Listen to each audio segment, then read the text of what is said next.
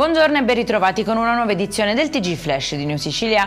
In apertura visita storica di Papa Leone XIV a Lampedusa, isola simbolo dell'accoglienza. Il pontefice ha reso omaggio alle tombe dei migranti morti in mare, si è raccolto in silenzio davanti alla porta d'Europa e ha incontrato alcuni ospiti dell'hotspot. Ad accoglierlo anche il presidente della regione Renato Schifani. Aggressione omofoba nel centro di Palermo, identificati 3 giovani ritenuti responsabili. Secondo le indagini, una coppia sarebbe stata colpita con insulti, calci, pugni, anche con un taser mentre stava rientrando a casa. Scatta l'obbligo di dimora per 2 indagati, mentre il terzo risulta al momento irreperibile.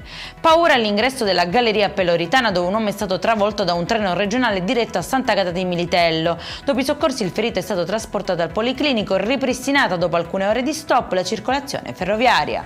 Arrestato un 33enne a Catania sorpreso mentre svolgeva l'attività di parcheggiatore abusivo nonostante fosse sottoposto alla sorveglianza speciale. L'uomo, già noto per episodi simili, avrebbe richiesto ai turisti fino a 20 euro per parcheggiare in zona centro e avrebbe anche ostacolato il lavoro di un dipendente MTS.